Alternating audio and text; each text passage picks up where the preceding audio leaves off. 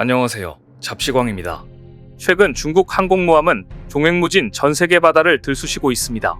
지난 9월 중국의 두 번째 항모인 산둥함 전단이 대만 동남쪽 해상을 지나 서태평양으로 향해 대만을 긴장시켰습니다. 이날 산둥함 전단은 대만 최남단 어란비에서 동남쪽으로 60해리 떨어진 해상에서 동쪽으로 항해해 서태평양으로 이동했는데 대만 해군은 경계태세를 갖추고 잔뜩 긴장해야 했습니다. 중국은 바다에서 산둥함 전단을 보냈으며 동시에 하늘에서는 중국 인민해방군 소속 제-26 전투기, 수-5230 전투기, KJ-500 조기경보기 등을 대만 공역에 보내 위협 비행을 했기 때문입니다.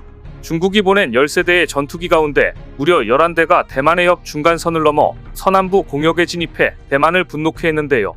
대만해 옆 중간선이란 1954년 12월 미국과 대만 간 상호방위 조약 체결 후 1955년 미 공군 장군인 벤저민 데이비스가 중국과 대만의 군사적 충돌을 막기 위해 선언한 비공식 경계선으로서 이곳은 넘어선다는 것은 상대방을 강하게 위협하는 것으로밖에 해석될 수 없습니다.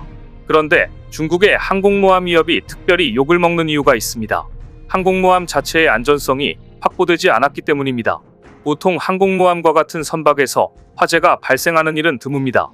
항공모함은 많은 폭발물과 비싼 비행체를 싣고 다니기 때문에 화재 예방은 말할 필요도 없는 기본 중 기본이기 때문입니다. 하지만 중국 항공모함은 유난히 화재가 자주 발생해 이목을 끕니다. 중국의 첫 번째 경항모는 본격적인 운행 전, 즉 시운전 중에 화재가 발생했지만 중국 당국은 이를 철저히 은폐했습니다. 하지만 중국 인터넷에 유포된 동영상과 사진을 보면 인민해방군의 075형 강습 상륙함이 정박 중인 상하이 후둥중화조선소를 출발해 황푸강을 따라 이동하는 장면이 나옵니다.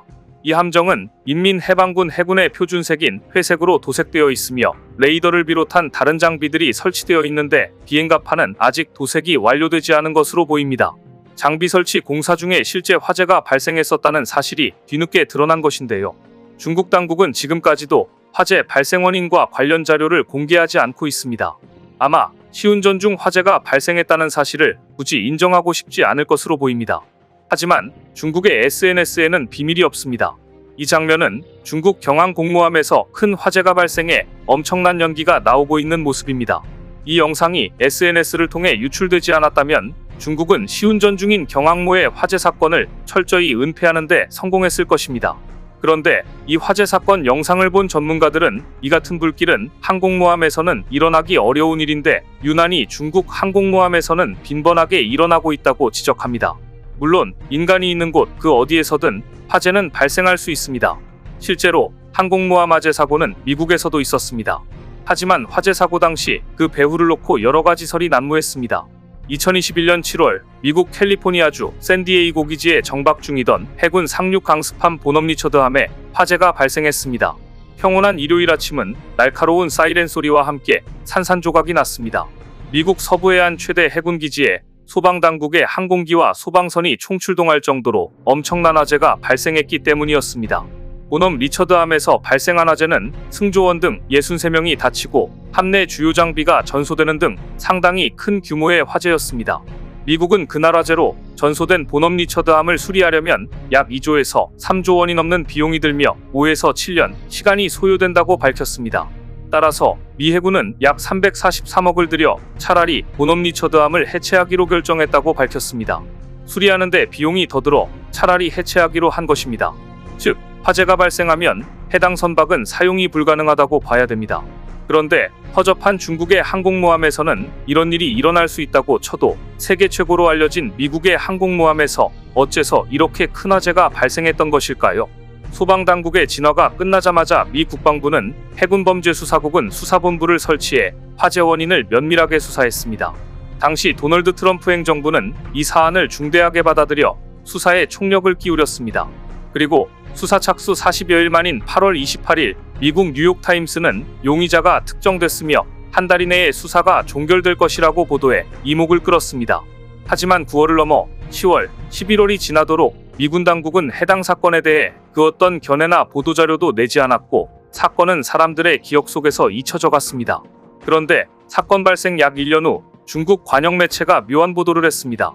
환95 인터넷판 환구망은 정말 사람에 의한 방화인가? 상륙함 보넘 리처드 화재 1년째 미 해군은 설명하지 않고 있다라며 도발적인 제목의 기사를 냈습니다. 그러면서 본업 리처드 화재 1주년 맞아 미군 순양함 또 한 척 발화라는 기사로 미 해군 순양함 화재 사고를 보도했는데요. 사고가 발생한 군함은 타이콘데로가급 이지스 순양함 게티즈버그였습니다. 게티즈버그함은 조선소도크에서 수리를 받던 중 용접 과정에서 생긴 스파크로 경미한 화재가 발생했는데요. 중국 매체들은 이 사고가 본업 리처드함 사고 1주기에 맞춰 일어났다며 일제히 조롱하는 듯한 기사를 쏟아냈습니다. 하지만 상당수 공개 출처 정보 분석 전문가들은 중국 관영 매체가 갑자기 본업 리처드함 사건을 거론하기 시작한 것을 두고 도둑이 재발절인다는 평가를 내놨습니다. 즉, 중국은 미국에서 발생한 화재도 기계적 결함이었을 것이라는 추측을 던진 겁니다. 하지만 중국의 예상은 빗나갔습니다.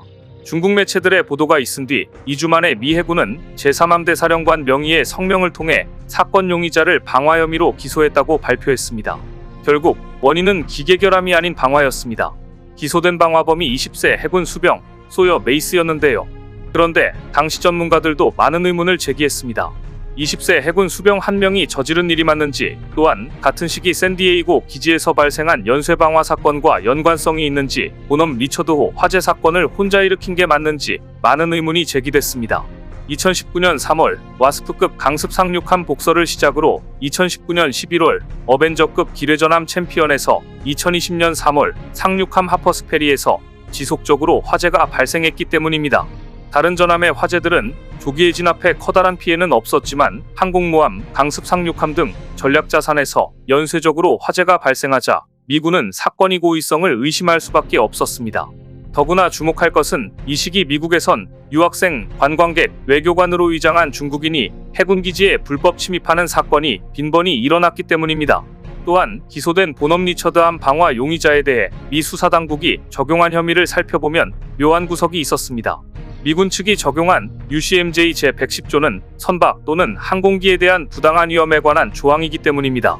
군 선박 항공기를 고의로 위험에 빠뜨린 자를 군법회의에 회부한다는 것이 뼈대인데요. 이것은 미군이 용의자의 고의 방화를 입증할 만한 증거를 가지고 있다는 의미였습니다. 그런데 눈여겨볼 점은 미군이 용의자에게 UCMJ 제126조를 함께 적용했다는 사실입니다. 해당 조항은 사취 목적의 자산 소각 처벌 조항으로 고의로 악의를 가지고 재산을 사취하고자 방화한 자가 법 적용 대상입니다. 입대한 지 1년을 간 넘긴 신병이 재산상의 이익을 취하고자 미군 군함에 불을 찌를 이유는 무엇일까요? 일개 수병이 자국 전략자산에 불을 찔러 금전적이득을 취할 수 있을까요? 더구나 본업 리처드함은 사고 당시 중요한 성능 개량 공사를 하고 있었습니다. 경항 공모함급 능력을 갖추고자 F-35B를 탑재할 수 있게끔 개량 중이었습니다. 미군은 이 상륙함을 개조해 아메리카함, 와스프함과 더불어 태평양 지역에 F-35B 탑재 경항 모세척을 배치하는 계획을 추진하고 있었고, 이에 발맞춰 일본에 2개의 F-35B 비행대도 미리 배치했습니다. 그런데 본업 리처드함이 사라지면서 미군의 계획은 상당한 타격을 입었습니다. 그렇다면 이런 상황에서 가장 이익을 보는 이는 누구일까요? 당연히 중국입니다. 즉, 사건 직후 용의자를 특정했음에도 미 당국이 1년 가까이 사건을 계속 조사한 것은 중국과 연관성을 파헤치기 위함이었습니다. 피의자가 누군가의 돈을 받고 군함에 불을 찔렀다면 심각한 사보타주, 즉 후방교란 공작이라고 볼 수 있기 때문입니다. 만약 사건 배후에 외국 정부가 있다는 사실이 입증되면 엄청난 외교적 분쟁으로 이어질게 뻔했습니다. 당시 많은 전문가들이 중국의 공작을 의심했지만 이를 입증하기가 여의치 않았고, 시간이 지날수록 미국 함선의 기술적 결함이 화재를 불러왔다는 의심이 점점 확산되자 결국 미 수병의 일탈행각으로 사건은 마무리됐습니다. 영장에 따르면 용의자 메이스는 미 해군 특수부대인 네이비실에 지원했으나 중도 탈락했고 해군을 혐오한 인물로 묘사됐습니다. 네이비실에 자원하였으나 훈련을 못 견디고 5일차에 스스로 퇴소했고, 이후 지루한 해군 생활에 항상 불만을 표출했는데 군을 모시겨 계획적으로 화물창고에 방화를 저질렀다는 것이었습니다. 결국 사건은 이렇게 마무리되었지만 무려 1조 원 가치의 미국 해군 함정의 방화 사건은 지금도 그 배후에 대해 석연치 않은 부분이 많습니다. 그런데 실제로 중국은 다른 국가의 군함에 불을 낸 적도 있습니다. 이 소식은 2편에서 이어집니다. 오늘 준비한 소식은 여기까지입니다. 댓글을 통한 여러분들의 많은 의견 기다리겠습니다. 시청해주셔서 감사합니다.